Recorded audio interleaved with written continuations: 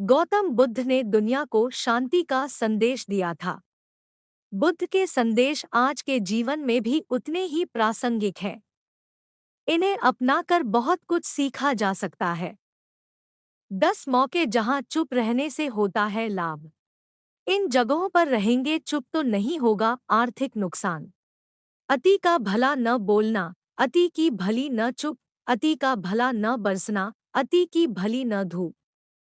भावार्थ, जरूरत से ज्यादा बोलना या चुप रहना दोनों ही अच्छी बात नहीं है। जैसे जरूरत से ज्यादा बारिश हो जाए या फिर धूप, दोनों ही दिक्कत देती है। उसी तरह अनावश्यक बोलने से भी काफी नुकसान होता है।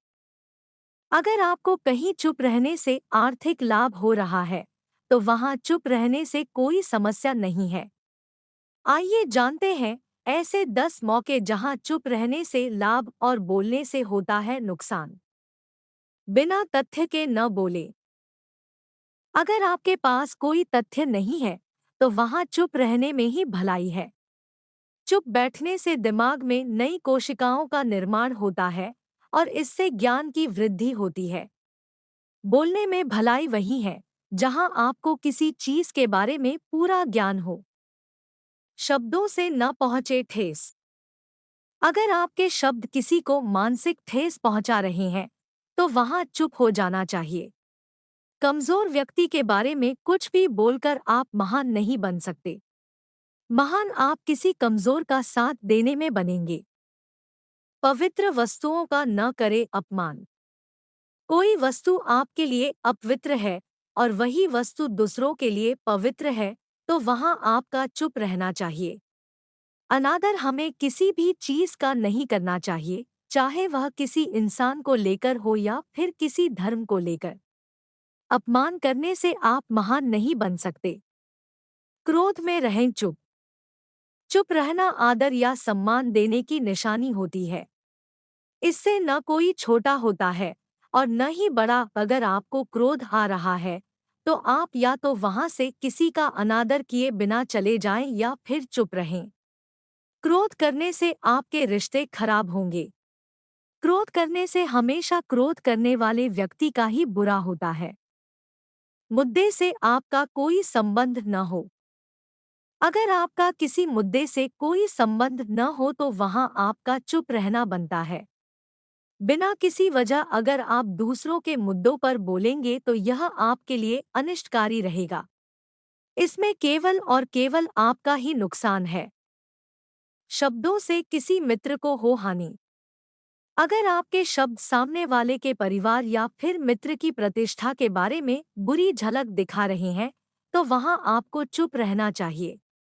किसी के परिवार या फिर मित्र के बारे में बुरा बोलने से केवल आप ही बुरे बनेंगे।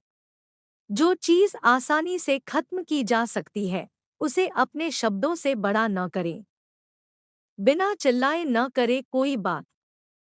अगर आप बिना चिल्लाए कोई बात नहीं कह सकते, तो वहां आपका चुप रहने में ही भलाई है। किसी पर चिल्लाने से आपके व्यवहार के बारे में पता चलता है। ज्यादा बोलने से चीजें हमेशा खराब ही हो जाती है। किसी के बारे में न बोले। नीति शास्त्र के अनुसार जो अपने मुंह को बंद रखता है और बुद्धि से काम करता है, वही इंसान समझदार होता है।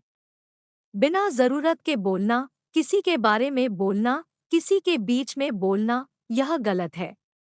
कभी कभी हमारे लिए बुद्धिमानी इसी में होती है कि हम अपना मुंह गलत जगह न खोलें और चुप रहें।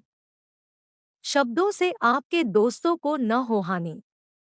कभी कभी दोस्तों के साथ जब हम मजाक करते हैं, तो ध्यान रहे कि आपके शब्दों से किसी का अनादर न हो। मजाक को भी हमेशा शब्दों के मायनों में ही रखें। जहां किसी को शब्दों से चोट लगे, वहां चुप हो जाएं। ज्यादा बोलने से हमेशा नुकसान होता है।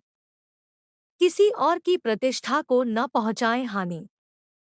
यदि आपके शब्दों से किसी और की प्रतिष्ठा को ठेस पहुंच रही है, तो वहां आपको चुप हो जाना चाहिए। जब कोई व्यक्ति आपके सामने नहीं है, तो आप उस व्यक्ति के बारे में बुरे शब्द किसी तीसरे व्यक्ति के सामने नहीं बोले। गौतम बुद्ध ने दुनिया को शांति का संदेश दिया था। बुद्ध के संदेश आज के जीवन में भी उतने ही प्रासंगिक हैं। इन्हें अपनाकर बहुत कुछ सीखा जा सकता है।